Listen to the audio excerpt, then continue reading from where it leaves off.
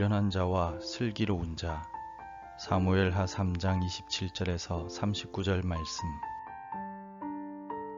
아브넬이 헤브론으로 돌아오매 요압이 더불어 조용히 말하려는 듯이 그를 데리고 성문 안으로 들어가 거기서 배를 찔러 죽이니 이는 자기의 동생 아사엘의 피로 말미암음이더라. 그 후에 다윗이 듣고 이르되 넬의 아들 아브넬의 피에 대하여 나와 내 나라는 여호와 앞에 영원히 무죄하니 그 죄가 요압의 머리와 그의 아버지의 온 집으로 돌아갈지어다. 또 요압의 집에서 백탁병자나 나병 환자나 지팡이를 의지하는 자나 칼에 죽는 자나 양식이 떨어진 자가 끊어지지 아니할지로다 하니라. 요압과 그의 동생 아비새가 아브넬을 죽인 것은 그가 기브온 전쟁에서 자기 동생 아사엘을 죽인 까닭이었더라. 다윗이 요압과 및 자기와 함께 있는 모든 백성에게 이르되 너희는 옷을 찢고 굵은 배를 띠고 아브넬 앞에서 애도하라 하니라. 다윗 왕이 상여를 따라가 아브넬을 헤브론에 장사하고 아브넬의 무덤에서 왕이 소리를 높여 울고 백성도 다 우니라. 왕이 아브넬을 위하여 애가를 지어 이르되 아브넬의 죽음이 어찌하여 미련한 자의 죽음 같은고.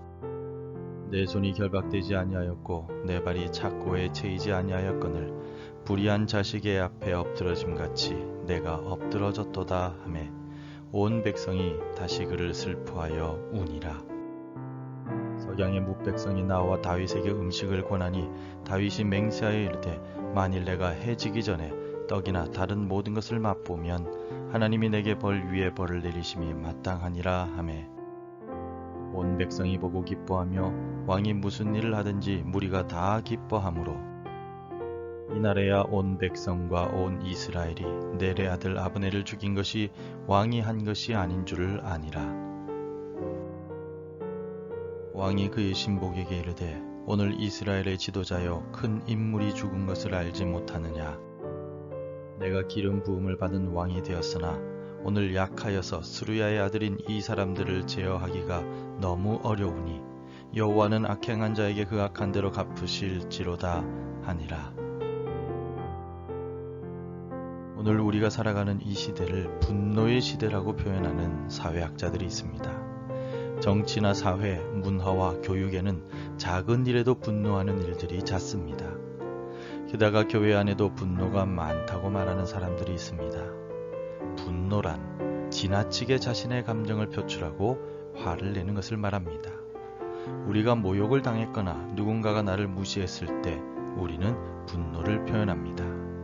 분노는 내 안에 있는 스트레스를 표출하는 긍정적인 기능을 하지만 대부분의 경우에서 분노는 부정적인 결과를 가져옵니다. 오늘 본문에는 미련한 자와 슬기로운 자가 등장하는데 이 두 사람을 구별하는 기준은 분노의 표현입니다. 한 사람은 분노를 있는 그대로 표현하였고 또 다른 한 사람은 분노할 상황에서도 당장 분노를 표현하지 않았습니다. 이들은 요압과 다윗입니다. 이 두 사람의 모습을 통해 우리는 무엇을 깨달을 수 있을까요? 우리는 먼저 요압이라는 사람이 미련한 자임을 알 수가 있습니다. 요압은 자신의 동생 아사엘을 죽인 원수인 아브넬에게 가짜 소식을 보냅니다. 마치 다윗이 전령을 보낸 것처럼 아브넬을 속여서 다시 헤브론으로 오게 만듭니다. 그리고 헤브론에 온 아브넬에게 분노에 찬 피해 복수를 행합니다.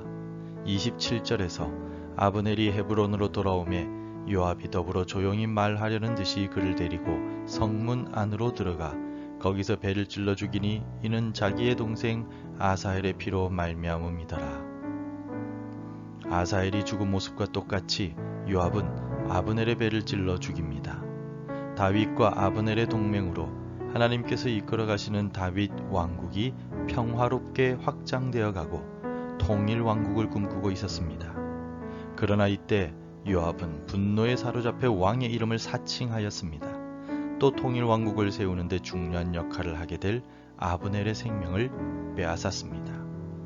복수심과 분노에 사로잡혀 사람의 생명을 빼앗은 요압은 미련한 자였습니다. 그리고 그의 결말은 29절 말씀과 같이 저주가 되어 돌아오게 됩니다. 요압과는 반대로 다윗은 슬기로운 자임을 알 수가 있습니다. 아브넬이 요압의 거짓말에 속아 죽임을 당하게 된 이때 이스라엘의 모든 장로들과 백성들, 심지어 유다 백성들까지 다윗이 이 모든 일을 꾸몄다고 생각했습니다. 이때 다윗은 어떻게 하였습니까? 32절을 함께 읽겠습니다. 아브넬을 헤브론에 장사하고 아브넬의 무덤에서 왕이 소리를 높여 울고 백성도 다 우니라. 다윗은 앞서 사울 왕과 요나단의 전사 소식을 들었을 때와 마찬가지로 아브넬을 성대하게 장례 치르고 소리 높여 울며 애도하였습니다. 33절에는 아브넬을 위하여 애가까지 지어 부르며 그의 죽음을 진심으로 슬퍼하였습니다. 또 금식하며 슬픔을 표현하였습니다. 다윗은 자신의 이름을 이용하여 아브넬을 속여 모든 백성들의 의심을 사게 만든 요압을 즉시 분노하며 처벌하지 않았습니다. 또 동맹을 맺은 아브넬을 죽인 요압에게 똑같이 분노에 찬 복수를 하지도 않았습니다. 다윗은 슬기롭게 죽은 자를 애도하고 자신의 진심을 보였을 뿐입니다. 그 결과 37절 이후의 말씀과도 같이 모든 백성들이 사건의 진실을 알게 되고 오히려 다윗을 칭송하고 다 함께 기뻐하게 됩니다. 성도 여러분, 미련한 요압은 자신의 분노를 있는 그대로 쏟아내어 아브넬을 죽였습니다. 그 결과 왕의 저주를 받고 미련한 자로 남게 되었습니다. 하지만 다윗은 분노의 상황 속에서도 똑같이 복수하기보다는 차분하게 아브넬을 장례 치르면서 해야 할 일을 했습니다. 다윗은 억울한 상황이었지만 분노를 앞세우지 않았기에 사건의 진실이 저절로 드러나게 되었습니다. 솔로몬이 쓴 잠언 12장 16절의 말씀에는 이런 구절이 있습니다. 미련한 자는 당장 분노를 나타내거니와 슬기로운 자는 수욕을 참느니라. 이 말씀이 오늘 본문에 나온 요압과 다윗의 모습입니다. 당장 분노를 나타낸 요압과 수욕과 억울함을 참았던 다윗의 결말이 완전히 다름을 우리는 본문을 통해서 보았습니다. 그러므로 우리도 끓어오르는 분노를 참는 슬기로운 성도가 됩시다. 그렇다면 어떻게 해야 분노를 참을 수 있을까요? 우리의 삶의 순간마다 우리 주 예수 그리스도를 생각하며 분노의 순간에 주의 십자가를 기억해야 합니다. 어려운 일이고 힘든 일이지만 분노의 순간에 크게 숨을 한번 들이쉬고 내쉬면서 십자가 위에 예수님을 기억합시다. 사도 바울은 예수님이 긍휼과 자비와 겸손과 온유와 오래 참음을 옷 입으셨다 라고 말한 바가 있습니다. 십자가 위에서도 자신을 조롱하는 이들에게 분노하시기보다 오히려 그들을 용서해달라고 기도하신 예수님의 사랑과 용서하심을 기억하고 닮아갑시다. 그리할 때 분노의 순간마다 성령님께서 우리의 마음속에 말씀들이 생각나게 하실 것입니다. 오늘도 분노를 다스리고 예수 그리스도의 성품을 닮아가는 귀한 날이 되시기를 바랍니다.